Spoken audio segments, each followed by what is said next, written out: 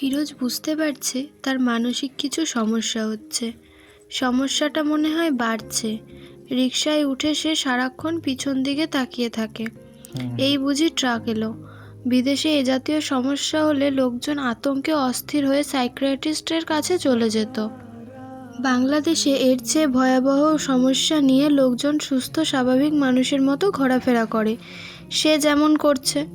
ফিরোজের ধারণা সে পুরোপুরি না হলেও অস্বাভাবিক একজন মানুষ। সে রিকশা পছন্দ করে না, তারপরও প্রায় সারাদিনই রিকশার উপর থাকে। রিকশা ভাড়া করে ঘন্টা হিসেবে। সারাদিনের জন্যে ভাড়া করলে সস্তা পাওয়া যায়। সূর্যোদয় থেকে সন্ধ্যা পর্যন্ত ভাড়া 200 টাকা। দুপুরের খাবার, বিকেলের নাস্তা এবং মাঝে মধ্যে চা ওই 200 টাকার বাইরে। এর মধ্যে বেশ কয়েকবার ফিরোজ সারাদিনের জন্য রিকশা ভাড়া করেছে, আজও করেছে। গত কয়েক মাস ধরে তাকে বিচিত্র সব জায়গায় অদ্ভুত অদ্ভুত সময়ে যেতে হচ্ছে। আজ দুপুর 2টায় এক ভদ্রলোকের সঙ্গে দেখা করবে। ভদ্রলোকের নাম রকিব। তিনি নাকি থিওসফিক্যাল সোসাইটির সদস্য, বিখ্যাত মিডিয়াম। হারানো মানুষ সম্পর্কে অনেক কিছু বলে দিতে পারেন। অনেকের অনেক হারানো ছেলেপুলে সম্পর্কে নির্ভুল সংবাদ দিয়েছেন। ভদ্রলোক ফ্রড না, কারণ তিনি টাকা পয়সা নেন না। তবে ফ্রড না হলেও বিরক্তিকর মানুষ তো বটেই। কয়েকদিন পর পর আসতে বলেন এবং অদ্ভুত অদ্ভুত সময় আসতে বলেন। দুপুর 2টা, বিকাল 3:30। ভদ্রলোক কথা বলতে পছন্দ করেন। সব কথাবার্তায় পরকাল, মন্ত্রতন্ত্র, ভূতপ্রেত বিষয়ক। দুপুরবেলা ভূত প্রেতের কথা শুনতে ভালো লাগে না। ফিরোজ গম্ভীর মুখে শুনে যায়। গরজটা তার। গত কয়েক মাসে ফিরোজের কিছু অভিজ্ঞতা হয়েছে। তার ধারণা এই অভিজ্ঞতা না হলেও কোনো ক্ষতি ছিল না। প্রথম অভিজ্ঞতা হলো মানুষের মূল্য খুবই সামান্য। 10,000 টাকা হারিয়ে গেলে 20 বছর পরেও মানুষ সেই টাকার শোকে কাতর হয়। মানুষ হারিয়ে গেলে 20 দিন পরই আমরা মোটামুটিভাবে তাকে ভুলে যাওয়ার চেষ্টা করি। দ্বিতীয় অভিজ্ঞতা হচ্ছে হারানো মানুষ খুঁজে বের করার কোনো পদ্ধতি বাংলাদেশে নেই। থানায় গেলে পুলিশ অফিসার বিরক্ত মুখে বলেন, জিডি এন্ট্রি করুন, বলেই তিনি হাই তোলেন। মানুষ হারানোর সংবাদ পুলিশের কাছে হাই তোলার মতো ব্যাপার। ফিরোজ থানার সেকেন্ড অফিসারের হাই অগ্রাহ্য করে জিডি এন্ট্রি করিয়েছিল।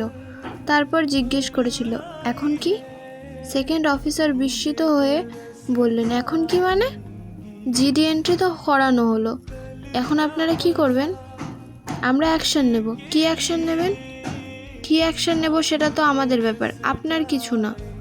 ফিরোজ অত্যন্ত বিনয়ের সঙ্গে বলল, আমি আসলে জানতে চাচ্ছি নিখোঁজ মানুষের বিষয়ে আপনারা কি করেন? সর্ব থানায় ইনফর্ম করা হয়। তারপর মানে সব থানায় আপনারা জানালেন, তারপর থানাগুলি থেকে কি করা হয়? সেকেন্ড অফিসার বিরক্ত হয়ে বললেন, সত্যি কথা জানতে চান? কিছুই করা হয় না। কিছুই করা হয় না? কি করা হবে? আপনার কি ধারণা থানার স্টাফ হারিকেন জ্বালিয়ে আপনার ভাইকে খুঁজতে বের হবে? খুন, ধর্ষণ, ডাকাতি দেখেই এরা কুল পায় না, মানুষ খুঁজে বেড়াবে কখন?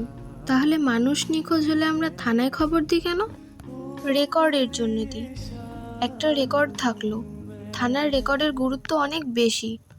এই রেকর্ড থেকে অনেক গুরুত্বপূর্ণ জিনিস বের হয়ে আসে। এমনও তো হতে পারে যে আপনি আপনার ভাইকে খুন করে ডেড বডি গুম করে থানায় এসে জিডি এন্ট্রি করালেন, ভাই মিসিং। হতে পারে না? জি না, হতে পারে না। আপনার কাছে হতে পারে না, কিন্তু অনেকের কাছে হতে পারে। আমার চাকরি বেশি দিন হয়নি, এর মধ্যেই এ ধরনের কেস গোটা 10 দেখেছি। বলেন কি? খুব বেশি দুশ্চিন্তা করবেন না। অল্প বয়সী মেয়েটা হারিয়ে গেলে টেনশনের ব্যাপার থাকে।